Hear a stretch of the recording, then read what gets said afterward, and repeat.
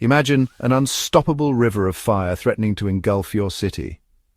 This was the grim reality for the residents of Hilo, Hawaii in 1935. Hilo, a charming town on the eastern side of the Big Island, was celebrated for its lush scenery and vibrant community. But in 1935, it faced an unprecedented danger. Mauna Loa, the world's largest volcano, had erupted.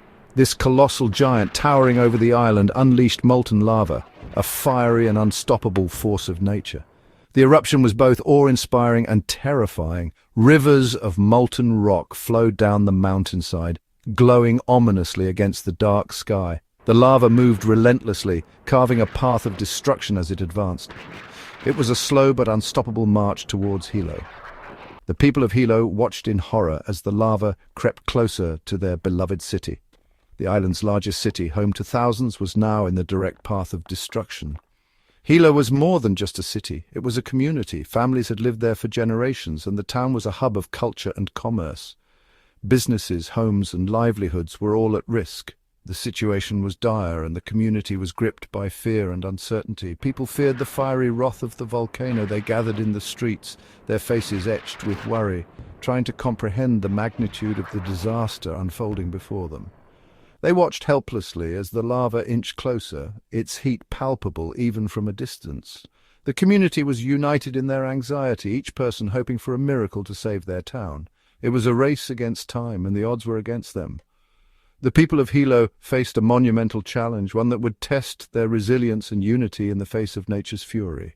The residents of Hilo watched in dread, their hearts racing with anxiety. As the glowing river of lava inched closer, threatening to consume their homes and livelihoods. The air was dense with smoke and the pungent smell of sulfur, making it difficult to breathe and see. The ground quaked with the volcano's wrath, shaking buildings and fraying nerves. Fear gripped the city. People packed their belongings. They readied themselves to flee, gathering what little they could carry, uncertain if they would ever return. The lava flow was unyielding, an unstoppable force of nature that showed no mercy. It advanced at a startling pace, faster than anyone had anticipated. It devoured everything in its path, leaving behind a trail of destruction and despair. Trees ignited as the molten rock touched them, turning lush greenery into charred remnants. Houses were swallowed whole, leaving nothing but smoke and ash in their wake. The city held its breath, bracing for the inevitable, as the unstoppable force of nature continued its relentless march. Confronted with this menacing natural threat, the residents of Hilo resorted to an extreme measure: bombs. They enlisted the help of the U.S. Army Air Corps. Their task to bomb the advancing lava. The objective was to alter the lava's course and protect Hilo. On December 27, 1935, the skies above Mauna Loa thundered with the sound of engines. 12 Keystone B-3A bombers took to the air. They were armed with 20 Mark I demolition bombs. Each bomb weighed 600 pounds. Their target, the lava flow endangering Hilo. Bombs descended upon the lava flow, generating clouds of smoke and ash. This was a desperate measure to tame the relentless force of nature. The year was 1935, and Mauna Loa, one of the world's most active volcanoes, was threatening the town of Hilo. The explosions rocked the ground, sending shockwaves across the island. The military had been summoned to carry out this unprecedented mission. The immediate effects were striking. Enormous plumes of smoke and ash filled the sky, and the ground quaked under the force of the blasts. The bombing carved out a new channel in the lava flow, redirecting its path. This was a pivotal moment as the lava was inching closer to populated areas. It diverted some of the lava away from Hilo, offering temporary relief to residents who had been living in fear of the advancing lava. However, the lava flow eventually ceased on its own a few days later. This raised questions about the true effectiveness of the bombing. This sparked a debate among scientists. Was the cessation of the lava flow a direct result of the bombing, or was it simply a natural end to the eruption? Did the bombing actually halt the lava flow, or was it just a coincidence that the eruption ended shortly after the bombing? Some scientists contended that the bombing was successful. They believed the explosions had disrupted the lava flow enough to alter its course. They pointed to the diversion of the lava flow as proof.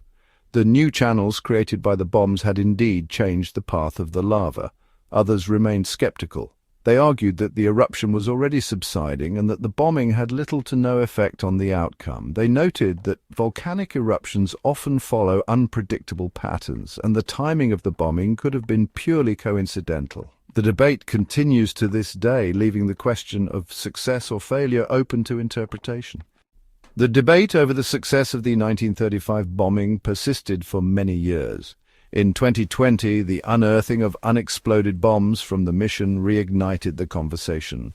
This find served as a vivid reminder of the bold attempt to tame nature's wrath. The 2020 discovery brought the ethical and practical questions of bombing volcanoes back into the spotlight. It compelled a re-evaluation of the risks and rewards of such actions. The 1935 Mauna Loa bombing, though controversial in its effectiveness, left an indelible mark on history. It was the first recorded instance of humans using explosives to try and control a volcanic eruption. This event ignited discussions about humanity's role in influencing natural events. It also underscored the significant risk posed by volcanic eruptions, especially to nearby communities. The bombing was a powerful reminder of nature's immense force. The 1935 Mauna Loa bombing was not an isolated incident. Around the globe, there have been various efforts to redirect lava flows using explosives and other techniques. These efforts have met with varying degrees of success. From Iceland to Italy and from Japan to Indonesia, communities have faced the daunting task of safeguarding themselves from the destructive power of volcanic eruptions. This global view highlights the continuous need for effective strategies in volcanic intervention. The 1935 Mauna Loa bombing still shapes our approach to volcanic interventions. The discussion on using explosives to redirect lava flows is ongoing. Nonetheless, it has inspired research into other techniques. Scientists are investigating various strategies. These include cooling lava with water, constructing barriers to divert flows, and even tapping into volcanic energy. The aim is to find safer and more effective methods to shield communities from volcanic threats. The pursuit to tame nature's power continues.